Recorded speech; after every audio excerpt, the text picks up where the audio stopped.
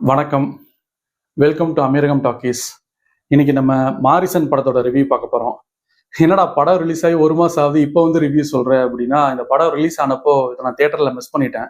ஏன்னா இந்த படத்தோடவே தலைவன் தலைவி வந்திருந்தது. ஒரு எக்ஸ்பெக்டேஷன்லாம் அந்த படத்தை தியேட்டர்ல பார்த்தா இதை மிஸ் பண்ணிட்டேன். இந்த படம் 2 நாளுக்கு முன்னாடி நெட்ஃபிளிக்ஸ்ல ரிலீஸ் ஆயிருந்தது. ஸோ அதனால இந்த ரிவ்யூ. படம் எப்படி இருக்கு அப்படின்னா, படம் ஆரம்பத்துல ஒரு எலி ஒன்று காட்டுறாங்க. அந்த எலி வந்து ஒரு எலிப்பொறியில மாட்டிட்டு இருக்கு. ஒரு வாய்ப்பு கிடைக்கிறப்போ எலிப்பொறியில இருந்து தப்பிச்சு வேற ஒரு இடத்துல போய் பதுங்குது. ஆனா அந்த இடத்துல ஒரு பாம்பு ஒன்று இருக்கு. அப்படியே 2-3 சீனுக்கு அப்புறம் பார்த்தா வடிவேலு ஒரு வீட்டுல சங்கிலியில கட்டி போட்டிருக்காங்க. அந்த வீட்டுக்கு திருட வராரு ஃபகத் ஃபாசில்.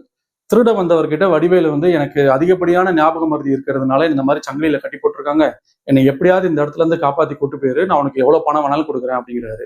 ஸோ இந்த மெட்டஃபர் நல்லா இருக்கு. லைக் இந்த எலி வந்து ஒரு இடத்துல இருந்து தப்பிச்சு பாம்பு கிட்ட போய் மாட்டுறது, அப்புறம் இருக்கிற வீட்டுல இருந்து தப்பிச்சு திருடன் நம்பி வீட்டுல இருந்து வெளில போறது, இந்த மெட்டஃபரோட தான் இந்த படம் ஆரம்பிக்குது.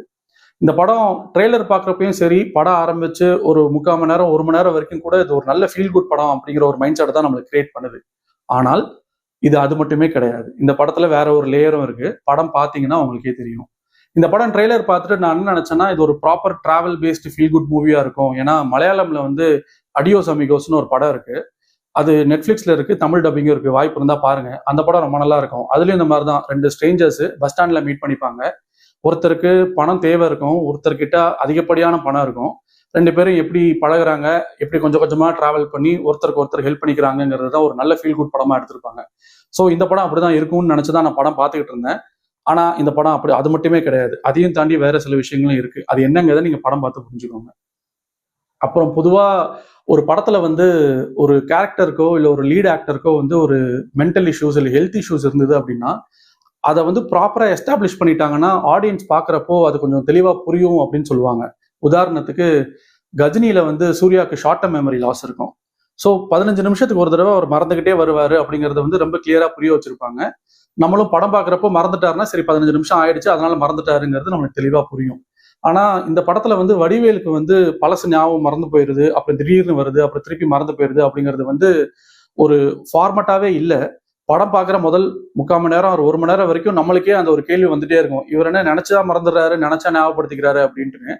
ஆனா அதுக்கான பதிலுமே செகண்ட் ஹாஃப்ல இருக்கு. ஸோ அந்த ஃபர்ஸ்ட் 1 ஹவர் பாக்குறப்போ கொஞ்சம் அதெல்லாம் குழப்பிக்காம பொறுமையா பாருங்க. அதுக்கான ஆன்சர் எல்லாமே செகண்ட் ஹாஃப்ல இருக்கு.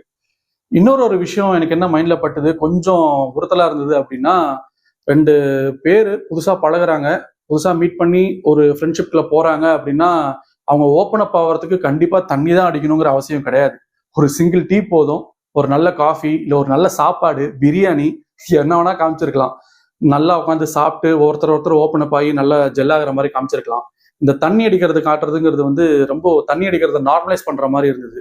அது எல்லா படத்துலயும் வச்சுட்டாங்க. அது ரொம்ப கிளிஷேவாவும் இருந்தது. வேற மாதிரி ஏதாவது புதுசா ட்ரை பண்ணியிருக்கலாம். ஸோ மாரிசன் கண்டிப்பா போய் பாருங்க. நீங்க நினைக்கிற மாதிரி இது வந்து ஒரு நார்மல் ஃபீல் குட் படம் மட்டுமே கிடையாது. இது வந்து ஒரு டிஃப்ரெண்டான ஒரு அட்டெம்ப்ட்னு நான் சொல்லுவேன். ஏன்னா ஃபீல் குட்ங்கிற ஒரு ஜானர், அதை தவிர வேற ஒரு ஜானர் இருக்கு. அது என்ன ஜானர் நான் சொல்லிட்டேன்னா சஸ்பென்ஸ் போயிடும். ஸோ படம் பாருங்க. இந்த 2 ஜானரை மிக்ஸ் பண்ணி ஒரு டிஃப்ரெண்டான ஃபியூஷன் ஃபிலிமா இருக்கும். பார்த்துட்டு உங்களோட கமெண்ட்ஸ் என்னங்கிறத சொல்லுங்க. மீண்டும் வேற ஒரு வீடியோல சந்திக்கிறேன். நன்றி, வணக்கம்.